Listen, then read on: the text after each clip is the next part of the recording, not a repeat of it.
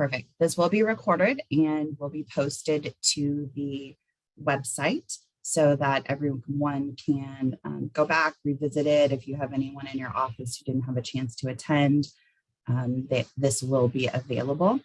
If we have time at the end, we will try to open it up for questions. We may not be able to answer them, but we're definitely willing to, if there's time, take any questions and talk through situations with you. Again, we really, the most important part of this is that our public hearing is this Friday. We would love to have as much public comment as possible. If you're unable to attend in person, you can provide us a written comment prior to the meeting. So you can email it to me, send it to our office, whichever works best. But if we get that public comment prior to the meeting, we'll be happy to share it at the meeting. Otherwise, again, typically the public comment public comment period is for you to be able to make a comment, and then we gather those together and then respond in writing. So the public comment period, unfortunately, it's a short period of time in regards to the live hearing, so we won't have necessarily a lot of time to talk back and forth, but we will address all of your comments in writing. With that, we will go ahead and start our presentation. Again, for those of you who may not know me, I'm Sarah Takota, and I am the Low-Income Housing Tax Credit Allocation Manager. We're going to do a quick overview today of the changes. We always like to start out by sharing our mission. Our mission is growing Nebraska's communities through affordable housing and agribusiness. Our vision, NIFA leverages its resources, data, knowledge, and technology with effective statewide partnerships and collaboration to promote vibrant Nebraska communities through affordable housing solutions and agribusiness. And our values, if you visit our office, you'll see up in almost everyone's cube or as their screensaver, our values. Commitment, integrity, collaboration, innovation, and stewardship. And every day we work under those values, and that is what drives us in what we do and how we do things, and try to constantly improve in every area. Sarah, your Yes. PowerPoint's not showing. Oh, thank you. Yep. Okay, let's do this. Here we go. Let's try this one more time. Well, thankfully, how about that? Yep, that's good. Okay, thank you. And Pam will be monitoring in the chat. So if any crazy things like that happen, please feel free to let her know. If you need anyone to slow down, I need me to slow down, or any of our partners at the Department of Economic Development to slow down, please let us know. Our allocation plan, we will start with that. You'll notice, especially if you've looked at the red line version of the documents, there's a lot. Some of that is there are changes, but then a lot of it is that we just tried to move things around to make it so that the QAP flowed a little bit, the allocation plans flowed a little bit better, and maybe added charts and things to make it a little bit easier to read. So don't be put off by all the red line. In some cases, it is just moving items around. I did lay this presentation out to follow along in the plan, so and later in the application. So this follows the layout in the 9% plan, but it also covers the same similar information that's in the 4% plan. So if you're following along, you should notice that this kind of follows that same pattern.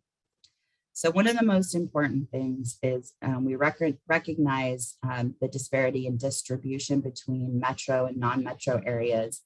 So we've talked about it a lot, but we have proposed that we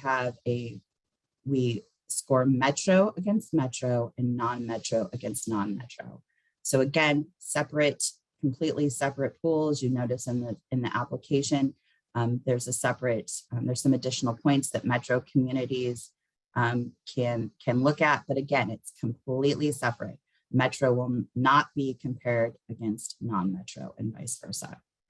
Another item that is new this year is ranked alternates.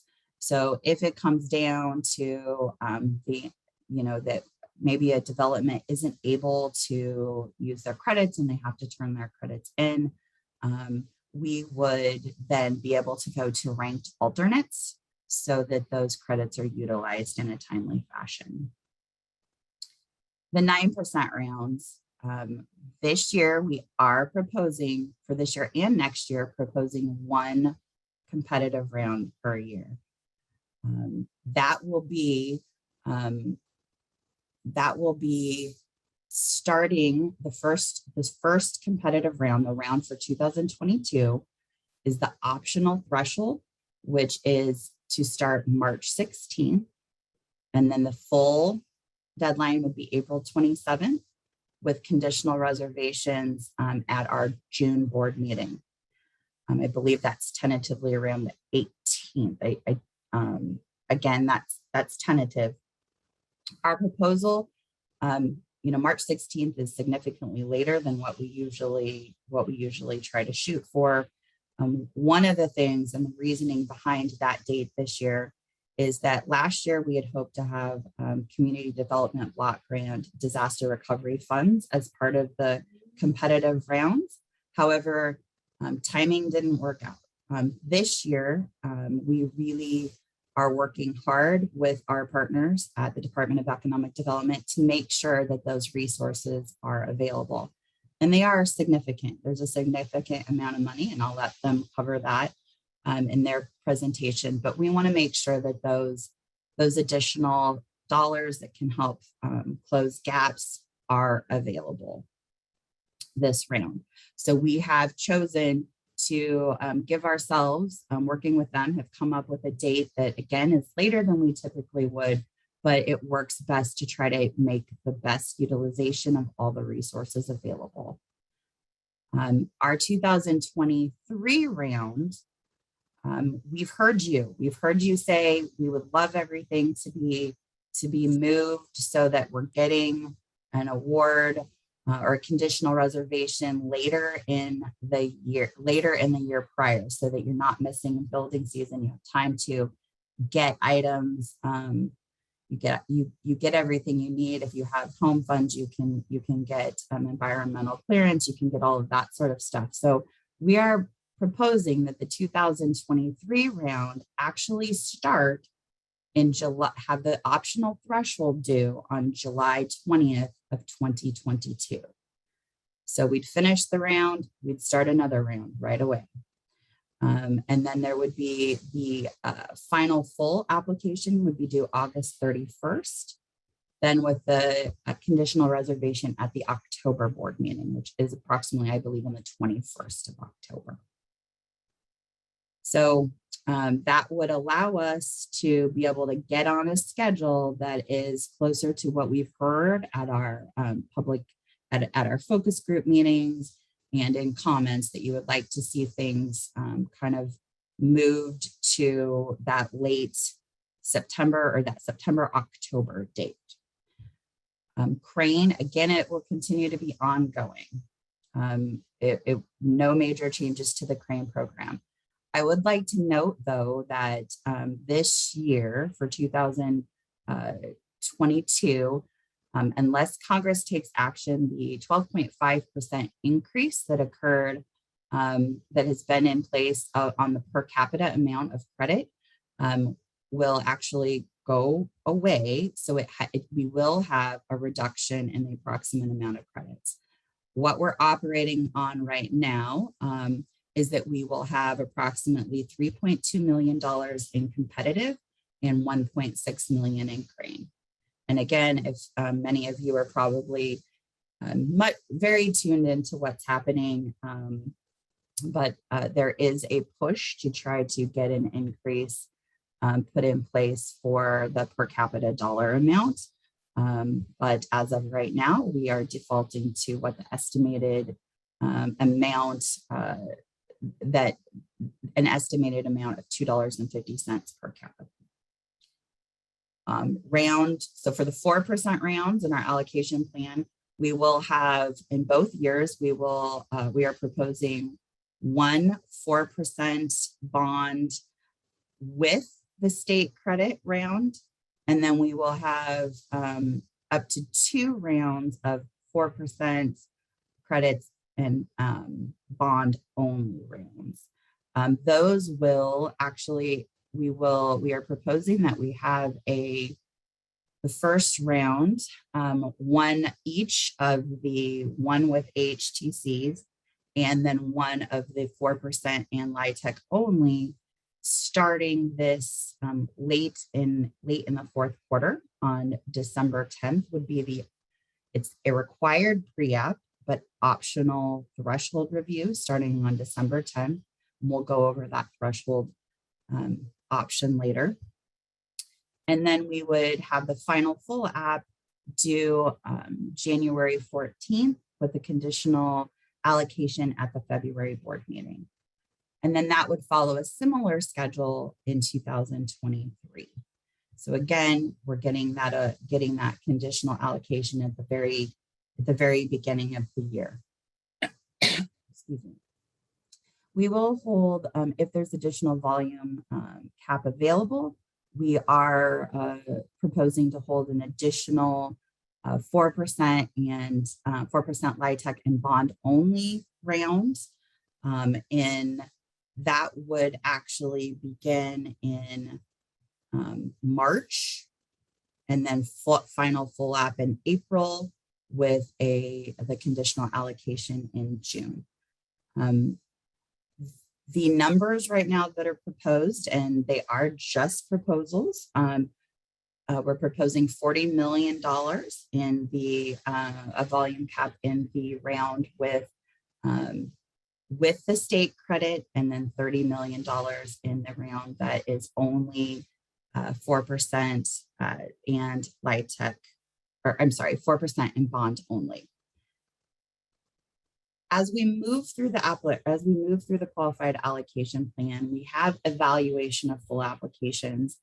And one of the things we really wanted to make clear is that so we spelled it out really clear this year. If an application does not meet threshold at full application, so if we review the threshold documents and it does not meet threshold, we will not continue scoring the rest of the applications. We won't look at the 200 level exhibits. And those developments not meeting threshold will not be included in the efficiency calculations. Another new item when reviewing evaluations of full applications is if there's a financing gap greater than $500,000, the project will not be eligible for conditional reservation. And what this, I'll give a little background on this for those of you who may not be familiar with it, is that in the past, if a development comes in and asks for home funds or housing trust funds as part of our joint application with the Nebraska Department of Economic Development as part of this process, we've always allowed an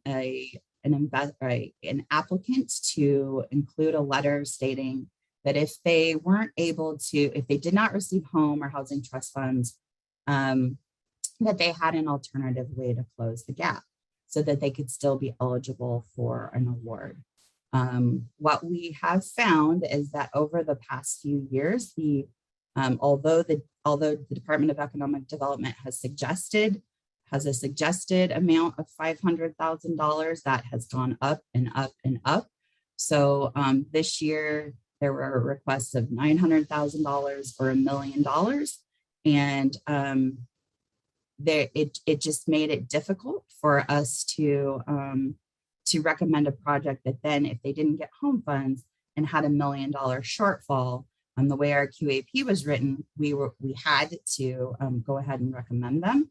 But in reality, that big of a shortfall can put a project kind of in a precarious situation. So we have added language this year to, because we want people to still apply, and we want people to, we want to have our joint application be a good benefit for save steps for our partners, developers who are applying, but yet we need to make sure that we are being good stewards of the funds, of the tax credit. So we put this in place.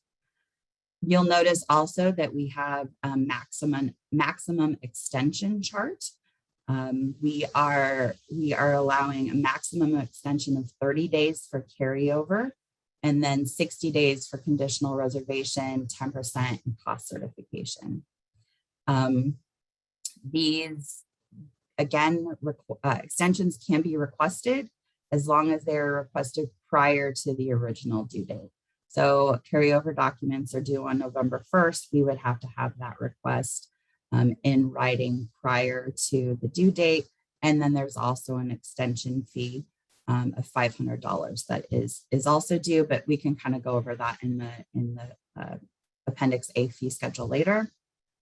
Another item that some of this hasn't really changed, but we'd like to make sure to highlight is that anytime there's an owner member change, a transfer, or an assumption, that a NIFA's prior written approval is required.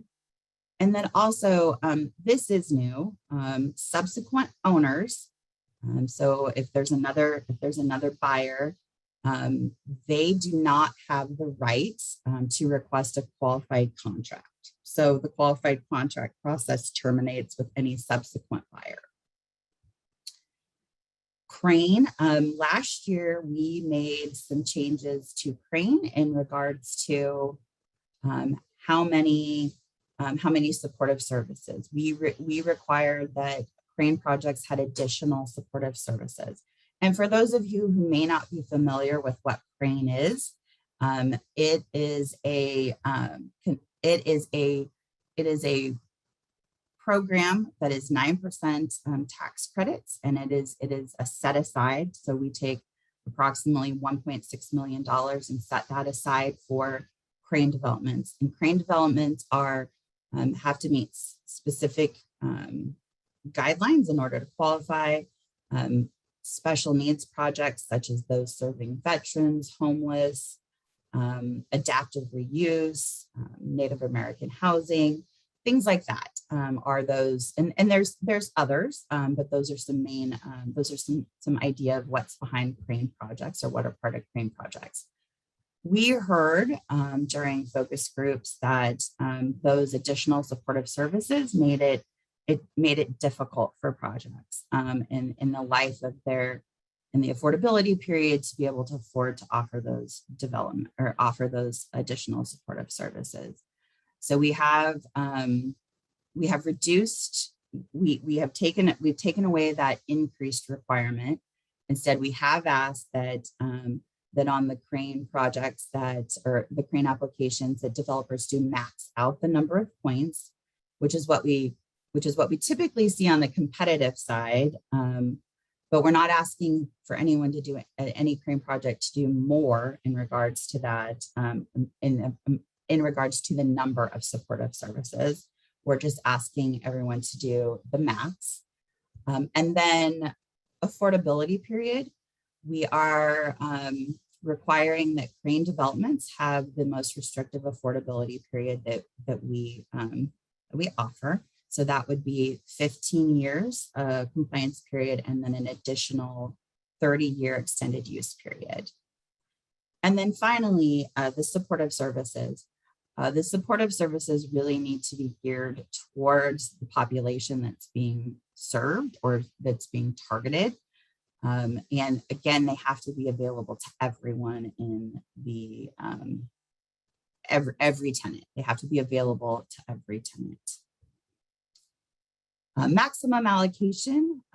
We have we've done this in the past. I think most people are aware that if a development was over one standard deviation, we would reduce in any of the efficiency measures, we would reduce credits. So we have spelled that out in the allocation plan.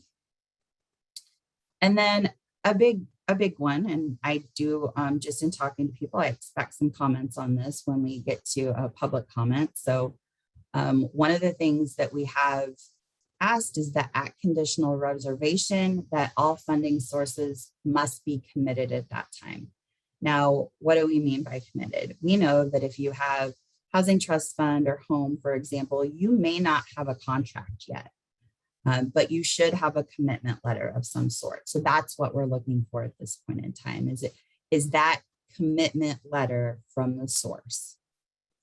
And then finally, fees. You can notice now, we again used to have pages of fee information. We've now taken that out and put it in a chart where you can see the fee type, the timeline, and then the description.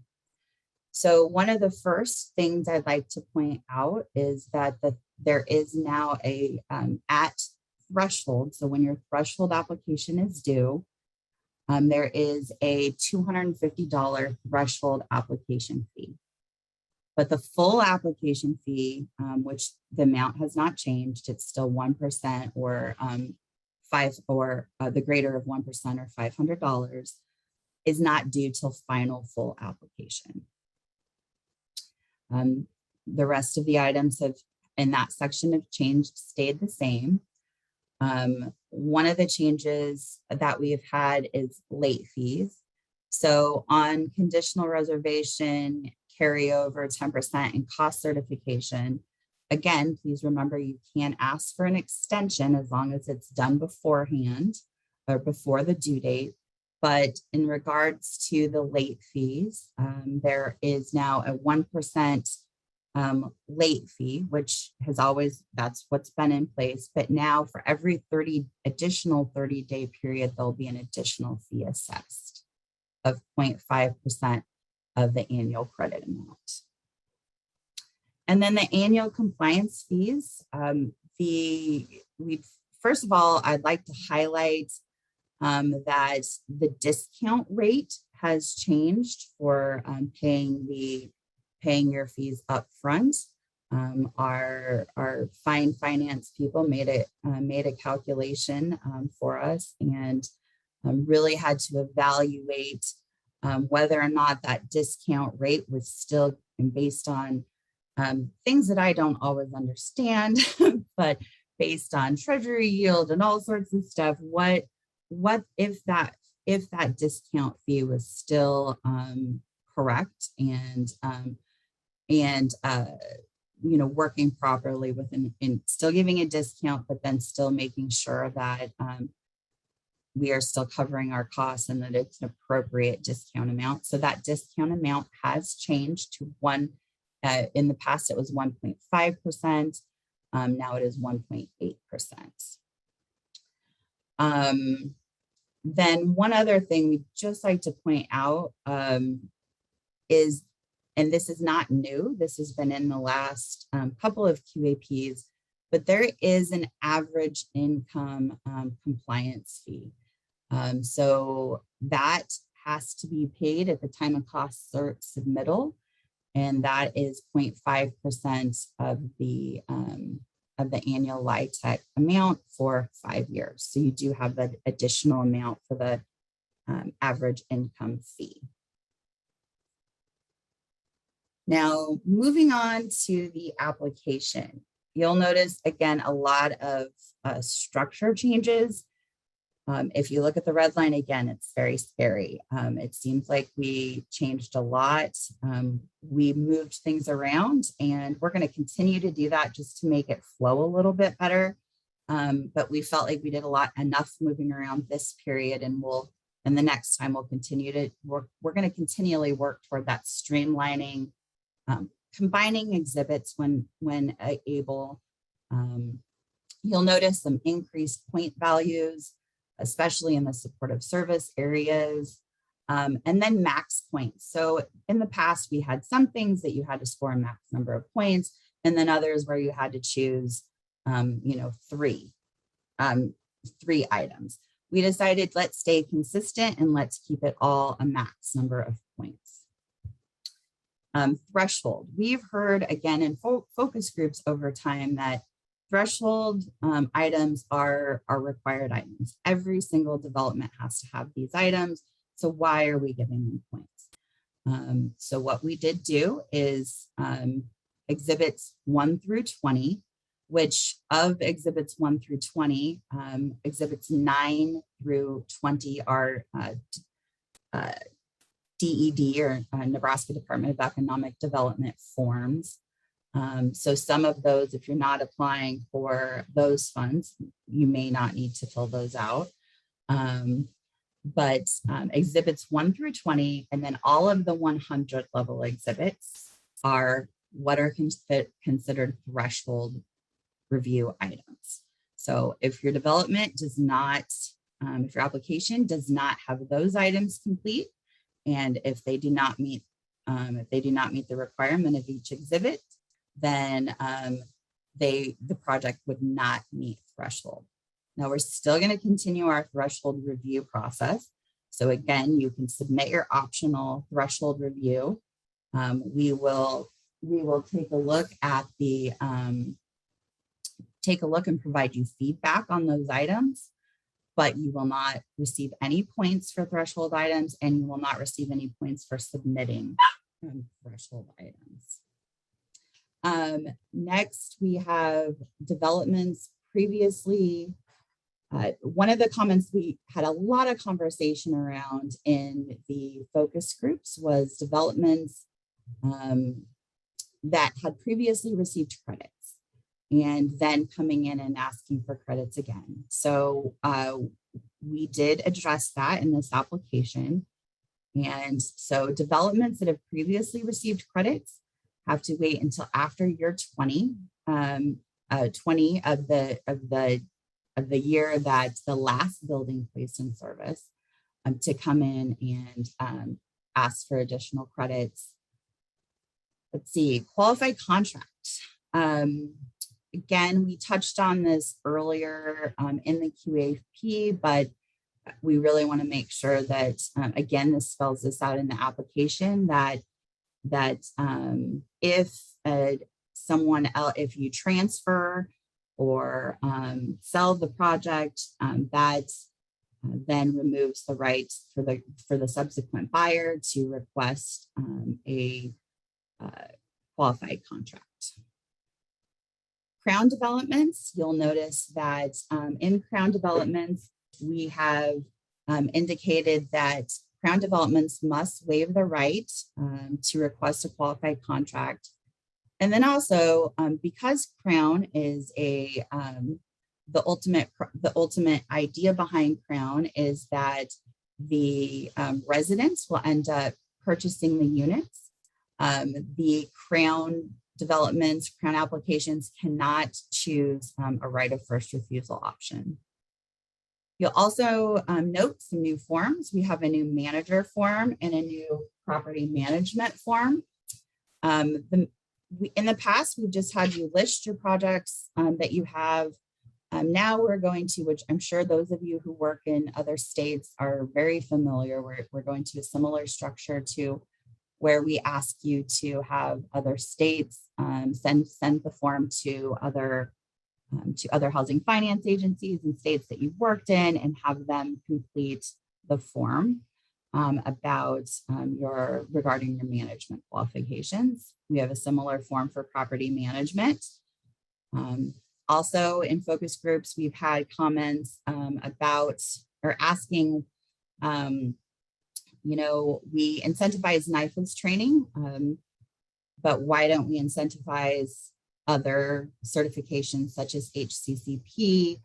There's other equivalent certifications out there, but HCCP is one of, I think, the most well-known. But we did add this year, you do get points for attending the NIFA training, but then you also can get additional points if you have a certification such as HCCP.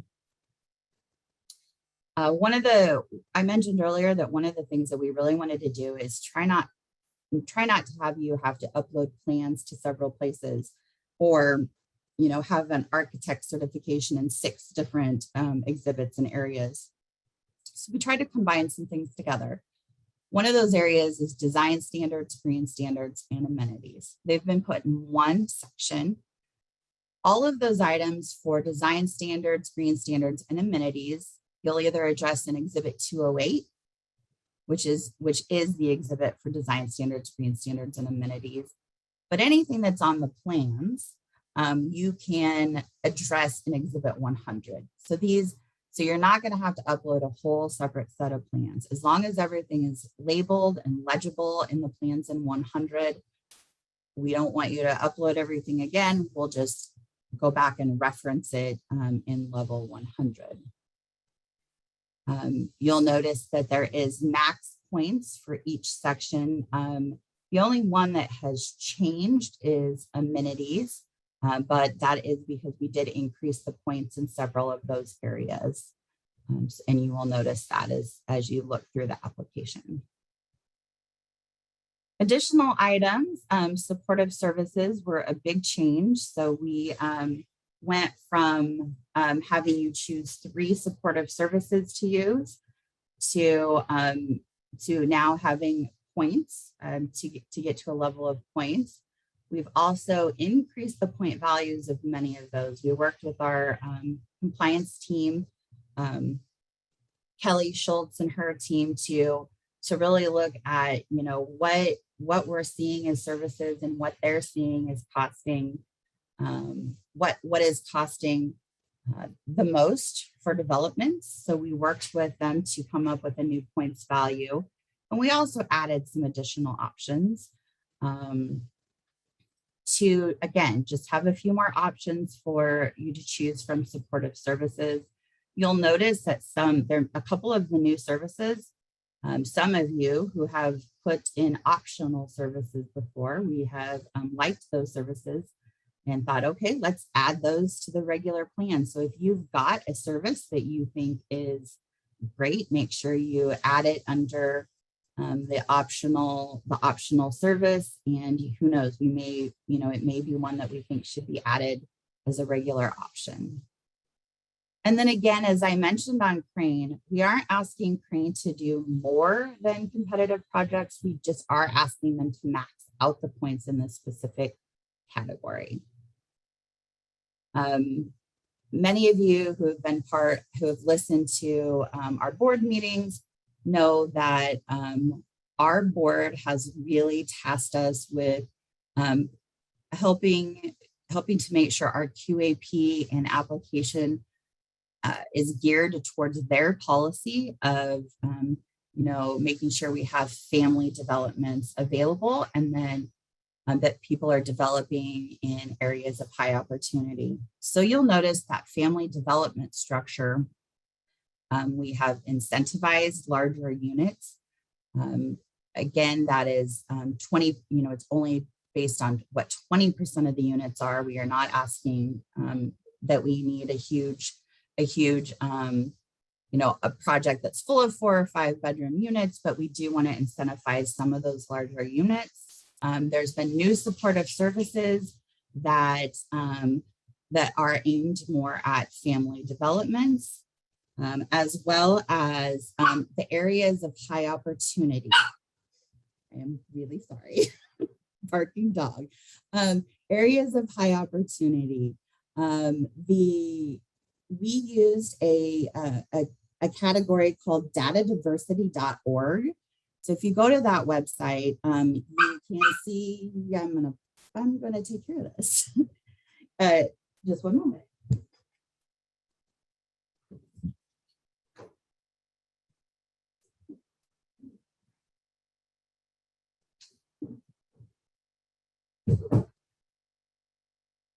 So we've used datadiversity.org, and many of you may have seen this.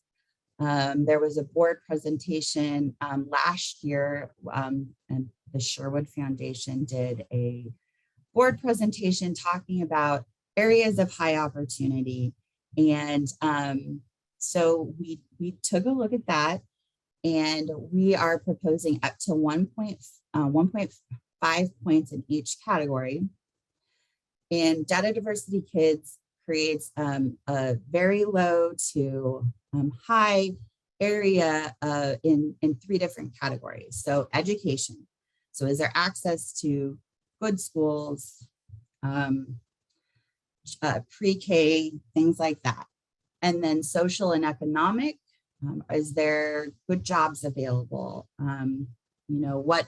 What sort of things, is there high unemployment? Is there low unemployment? So there's a lot of category, or a lot of things that go into those categories.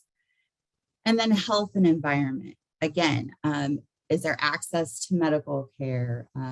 What's air quality like? A lot of things go into these particular measurements, but this goes down to the census tract. So each census tract has a category, or is given a rating, and then the points correspond to those ratings, and they go from 0 up to 1.5 points for each of those categories.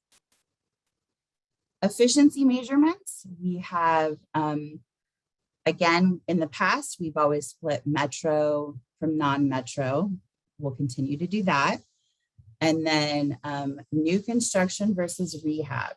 In previous years, we may not always have enough developments to pull rehab out. So what we're proposing to do is, if there is rehabilitation projects and there's not at least 4 rehabilitation projects, we would use previous year's numbers to come up with our standard deviations and our calculations based on previous years. Another major change that we've discussed at focus groups is that the cost per unit and the cost per square foot, rather than using adjusted eligible basis where people can pull things in and out of basis in order to get a score, we are proposing to use total development cost less land. And again, this would be based on the LIHTC units and the LIHTC square footage. I'm sorry, it would not be based on LIHTC. In this case, it would be based on all the units. I apologize. That's new. In the past, it was based just specifically on LIHTC units. Now, the LIHTC per occupant will remain the same as in the past. It'll be 1.5 persons per bedroom for the LIHTC units, and based on the LIHTC requested, the annual amount requested. So that's not going to change. There's really the 4% application follows a lot of what the 9% application has. We have created a separate 4% application. What we have done is take out the items that do not, for example, Crown is not eligible. We've taken out the things that do not, that are not part of the 4% program. And then we've added specific bond information to the application, informational only, nothing to do with scoring. But we do have a separate application, hopefully to make filling out that application a little bit easier. This year, for the 4% applications, we have the required pre-application, which we've had in the past, but at the same time, applicants can also submit an optional threshold application for review, which is new this year. We had not done that in the past. And then another major change that we learned last year, last year was a learning curve for us on the having our 4% program be more competitive. But one of the things that we are asking is, in the past, we asked that the intent resolution be submitted at time of pre-application. And now we are actually asking that to be submitted at final full application. those are the high points of our changes. We have worked very hard on trying to listen to what all of the great feedback we've gotten through the focus groups. We got a lot of guidance from the board this year regarding their policies. So we would love to, again, have you participate in the public hearing on October 8th. And there is an option to attend online. However, we cannot receive public comments online. So you would need to submit those public comments in writing before. Again, my contact information is here, as well as Pam's, who is our assistant manager of allocation. And again, we will turn this over to Miss Christina Zink and let her present on her program. Thank you. Let me just pull it up here. Yes, so I'm Christina Zink. I am the new housing program manager for the Disaster Recovery Division at the Nebraska Department of Economic Development. And we just want to highlight a couple aspects of our program.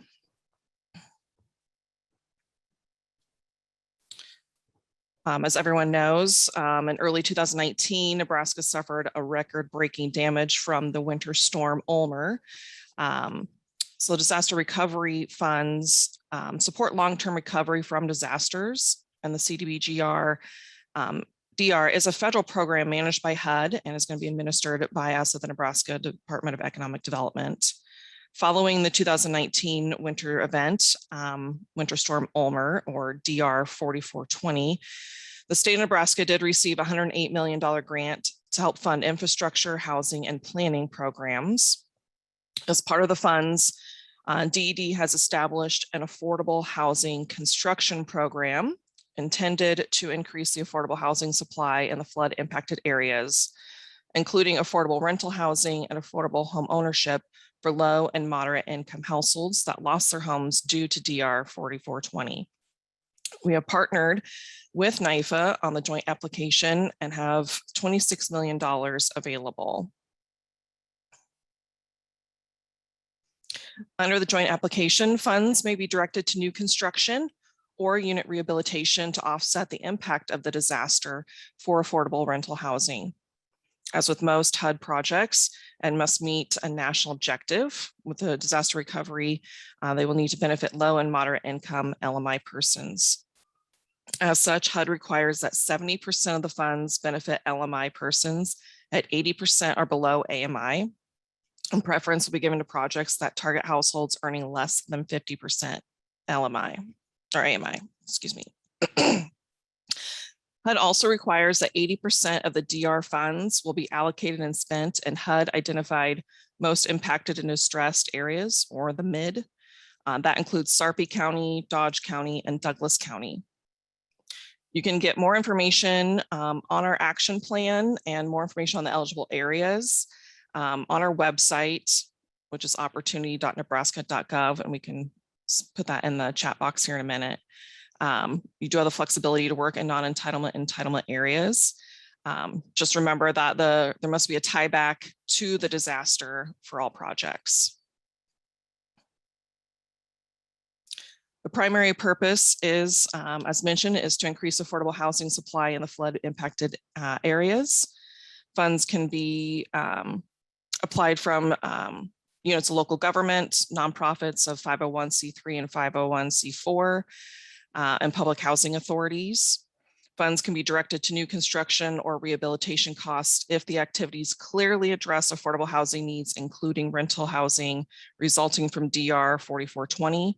This includes construction and reconstruction of rental housing, public housing, construction of owner-occupied housing, new construction of homes for sale to LMI homeowners, and land acquisition for those eligible housing activities. I'm just going to take a few minutes to kind of cover a few program highlights and requirements. There is an affordability period for projects, 15-year period for multifamily rental projects with 8 or more units, and a 20-year period for multifamily rental units with 5 or more units. There's also a 5-year period for home ownership. If other funds are being sourced, those affordability periods may run concurrently. There are additional requirements with the DR funds. The green building requirements for all new constructed and rehabbed must be in compliance with green building standards. For rehab, they can follow the green building retrofit checklist. Other options for new construction is Energy Star, LEED, Enterprise Green Communities, the ICC 700 National Building Standards, and we'll have more information in our toolkit as those are provided. Projects also must follow the Davis-Bacon and Section 3 policies to remain in compliance with labor standards by complying with and paying prevailing wages, participating in on-site interviews, and posting the Davis-Bacon construction posters to address any labor standard discrepancies, and submitting any enforcement reports as needed. Also with Section 3 to implement efforts to provide economic opportunities to low and very low income persons. CDBG disaster recovery also requires duplication of benefits verification for all program applicants to verify that assistance from multiple sources have not resulted in duplicated benefit. Subrecipients will also be required to sign a consent and release of personal information, duplication of benefits affidavit, duplication of benefits certification, and subrogation agreement. There will be an environmental review to ensure that projects meet federal, state, and local environmental standards. Activities will be ineligible if they could have an adverse environmental impact or limit the choice of reasonable alternatives. For fair housing, there must be a clear methodology to prioritize vulnerable populations, including the HUD Affirmative Fair Housing Marketing Plan.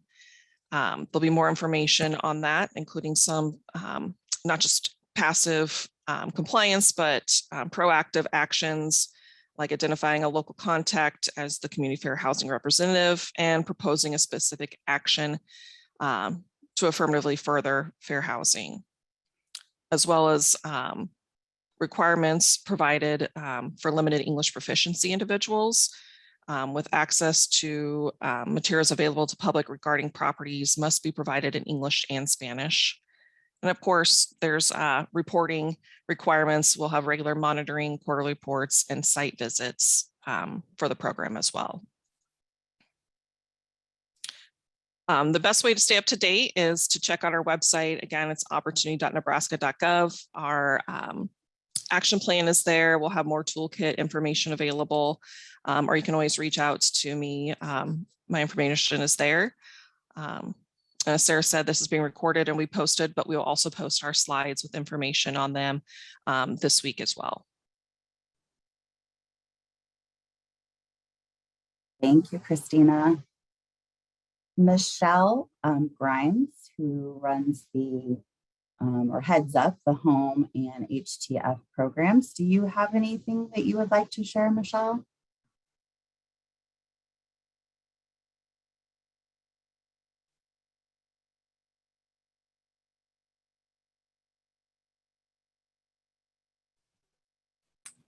Michelle, you're muted.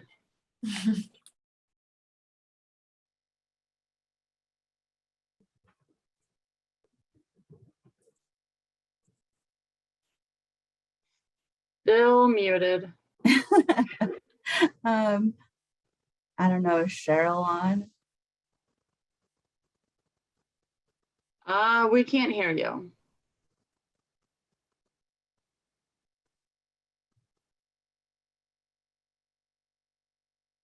Did you call in? Well, I can. Michelle, if you want to type something in the box, you certainly can.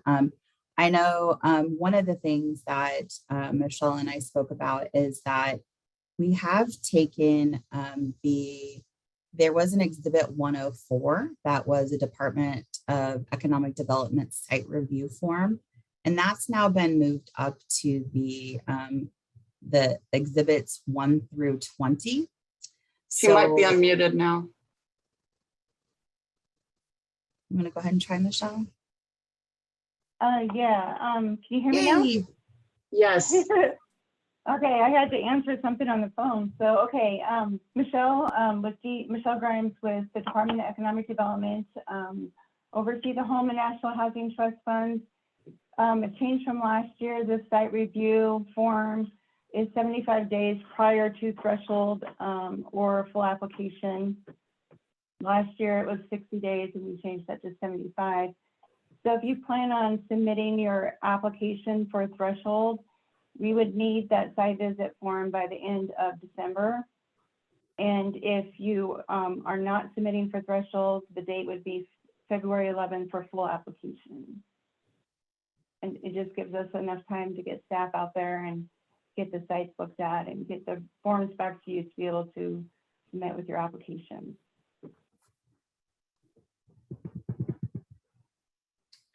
Thanks, Michelle. Did you have anything else that you wanted to touch on? The cost allocation, it's not anything new, but just make sure you get that to us when you're working on your financing. As soon as you have everything in place on your financing structure, so we can help you make sure that you have the correct number of home or HTF units designated, so all your finances are correct as your application is going in. That's all. Thank you. And we did have a question come in and ask if DED funds and NIFA funds are requested together or if there's a separate application. And this is a joint application process, so they are requested together. At this point in time, for the 4% rounds for 2022, 4% tax exempt bond rounds for 2022, we do not believe that there will be any CDBG-DR funds available for 2022. And I will let DED staff go into detail, but there is a possibility that for 2023, that there will be DR funds available. If there's funds available, we have left that open in the application for the 2023 rounds. And you can definitely, if anyone from DED has anything else that they'd like to elaborate on that, I'm not the one to ask for amounts or details.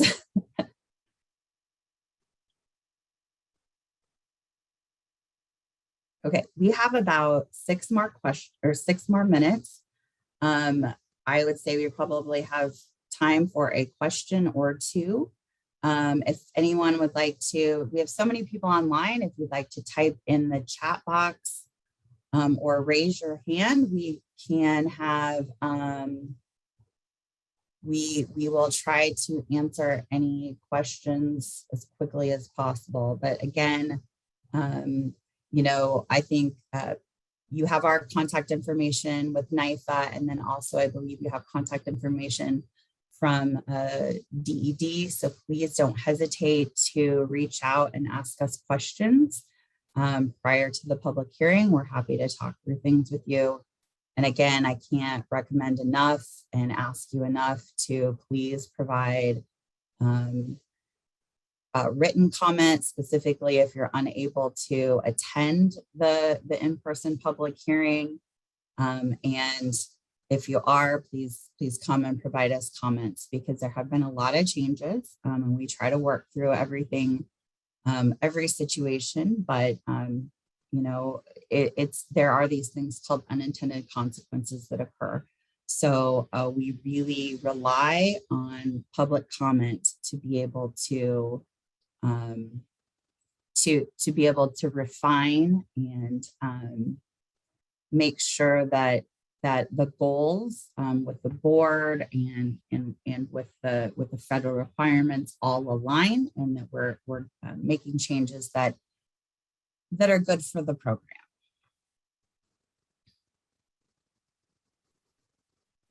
And he did make a comment in the chat box about DED anticipates a separate application under the CDBG-DR Affordable Housing Construction Program that will be independent from the joint application.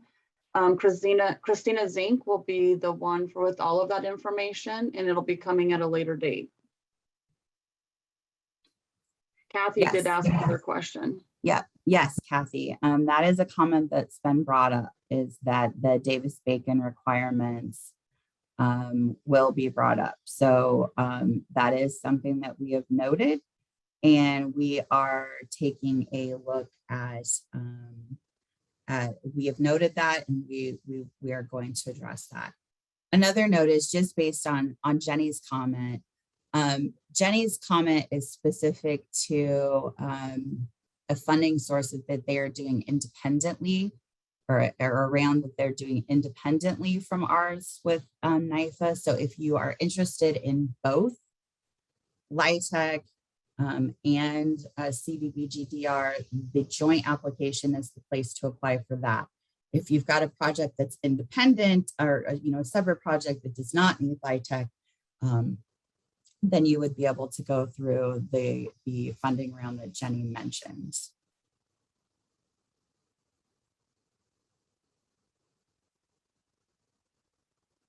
And Cheryl mentioned there are also home CHOTA rounds and open HTF rounds that are outside of the joint application for tax credits. So yeah, again, the Department of Economic Development has set aside a certain amount of its funds to put in our joint application, but they do have independent programs separate from our joint application. But if you want LIHTC and one of those other funding sources, it has to be done together. And Carly asks, since there are no longer points awarded for threshold items for zoning, so long as a zoning letter is submitted as an exhibit, it doesn't matter if the project does not yet meet zoning requirements without a change. It will still have to meet one of the, as it's written right now, it will still have to meet one of the requirements in the past where you would have those different points. It still has to meet one of those requirements in order to be considered meeting threshold. You have 2 minutes. Anything else?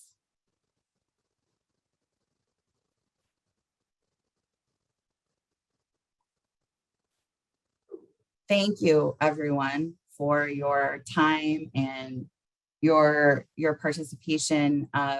Again, I know we didn't have a lot of time for conversation today, but this is, like I said, it's the first time we're trying this. Hopefully we'll get feedback whether or not you appreciate it, whether or not you think it was worth your time. And we will move on from there for the future. Again, our goal is to try to be as efficient as possible with the program in regards to making it easy to understand, or as easy as possible. We know that this is not easy stuff, that's for sure, and streamline things. So again, thank you for your time, and feel free to reach out to us. Have a great day, everyone.